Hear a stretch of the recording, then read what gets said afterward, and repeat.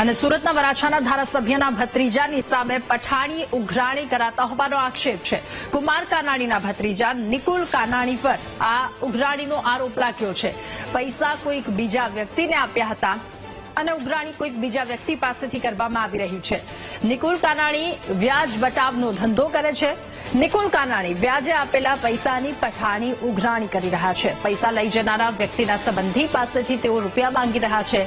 તો 7 વર્ષ પહેલા 3 લાખ રૂપિયા નિકુલ કાનાણીએ એક વ્યક્તિને આપ્યા હતા અને હવે તે વ્યક્તિની જગ્યાએ એના સંબંધી મિતુલ બુધેલિયાની પાસેથી તેઓ ઉઘરાણી કરી રહ્યા છે। પોલીસ ફરિયાદ નોંધાવતા પોલીસ પણ ફરિયાદ નથી લઈ રહી તેવો આક્ષેપ તેમના દ્વારા કરવામાં આવ્યો। પોલીસ છાવરી રહી હોવાનો મિતુલ બુધેલિયાનો આક્ષેપ છે। રૂપિયા નહીં આપે તો એફઆઈઆરની ધમકી પણ આપે છે। વરાછા પોલીસ મથકના પીઆઈની ચેમ્બરમાં ધમકી આપી હોવાનો આક્ષેપ પણ તેમણે લગાવ્યો છે। વરાછા વિસ્તારના દબંગ છાપ ધરાવતા ધારાસભ્ય કુમાર કાનાણી ફરી એક વખત ચર્ચામાં આવ્યા છે અને વિવાદમાં આવ્યા છે। તેમના જે ભત્રીજા છે નિકુલ કાનાણી તે એક વ્યક્તિ છે જે વેપારી છે તેને હેરાન પરેશાન કરી રહ્યા છે, રૂપિયાની ઉઘરાણી કરી રહ્યા છે અને તેને જ લઈને તે કંટાળીને આજે તે સુરત પોલીસ કમિશનર કચેરી ખાતે આવ્યા છે। કઈ બાબતે તે ઉઘરાણી કરી રહ્યા છે અને શા માટે આ જે વ્યક્તિ જે છે તે હેરાન થયા છે તેની પણ વાત કરીશું। તે પહેલા આપણે બતાવું મિતુલભાઈ આ વ્યક્તિનું નામ છે અને મિતુલભાઈને જે છે તે જે કુમાર કાનાણીના ભત્રીજા જે છે નિકુલ કાનાણી તેમણે આ પ્રકારે બબ્બે ખોટી ફરિયાદ કરી છે। જે રીતે અત્યારે જોઈ શકાય છે બંને ફરિયાદ તેમની સામે કરી છે અને એ ફરિયાદ કરવાનું મુખ્ય કારણ એ હતું કે આ મિતુલભાઈ જે છે તેમના કોઈ દૂરના સંબંધીએ નિકુલ કાનાણી પાસે વ્યાજે રૂપિયા લીધા હતા અને નિકુલ કાનાણીનો વ્યવસાય છે વ્યાજ વટાવનો અને ફાઇનાન્સનો, જેને લઈને આમના દૂરના સંબંધીને તેમને વ્યાજે રૂપિયા આપ્યા હતા। એ રૂપિયા આપવાની ઉઘરાણી હવે તે આ વ્યક્તિ પાસે કરી રહ્યા છે કારણ કે પેલા જે વ્યક્તિ જે છે જેને પૈસા આપ્યા તેનો તો કોઈ જ પત્તો નથી લાગી રહ્યો, એટલે આ કંટાળી ગયા છે, જેને લઈને આજે તે સુરત પોલીસ કમિશનર કચેરી ખાતે આવ્યા છે। આપણી સાથે તેઓ જોડાય તેમની સાથે વાત કરીશું।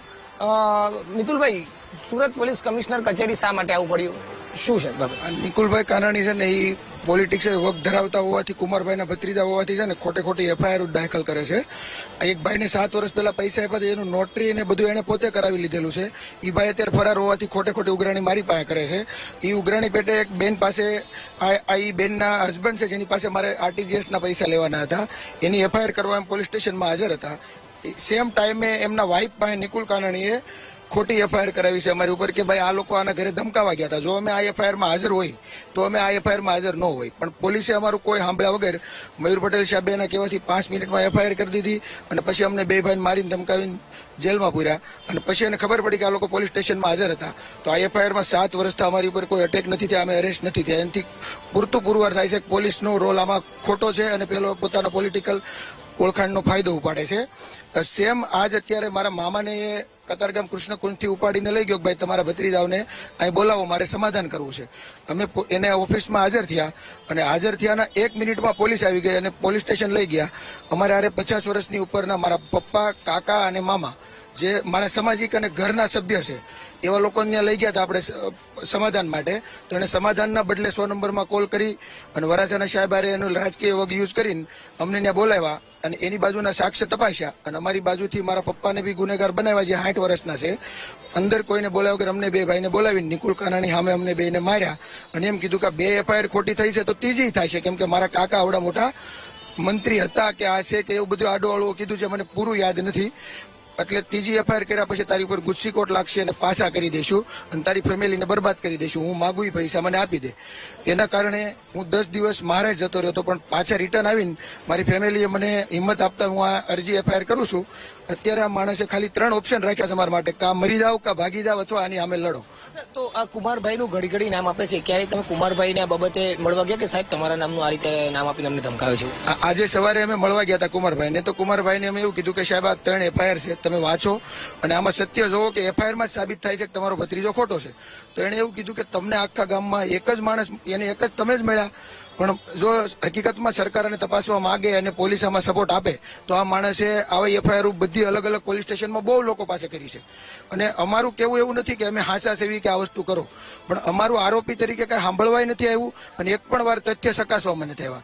તથ્ય ચકાસવામાં આવ્યો 7 વર્ષ પહેલાની એફઆઈઆરમાં હું અરેસ્ટ તો થવો જોઈએ ને, જે નથી થયો, એટલે પોલીસની મિલીભગત સાબિત થાય છે. અને આ જે નવી એફઆઈઆર છે એમાં એ મારા મામાને લઈ ગયો હતો અને અમે ત્યાં ગયા હતા, જે કે એને એફઆઈઆરમાં એવું લખાયું છે કે અચાનક મારી ઓફિસે આવ્યા અને મને ધાક ધમકી આપી છે. તમારી સામે એફઆઈઆર શા માટે કરી? શું એને ગુનો બતાવ્યો અને શું કીધું હતું? એવો બતાવ્યો કે આ લોકો મારા બોલાવ્યા વગર મારી ઓફિસે આવ્યા છે અને મને ધાક ધમકી કરી અને અમે એની ઓફિસે પૂજ્યા. જે લોકેશનમાં સાબિત થાય તે અમે મંજૂર કરવા તૈયાર છે.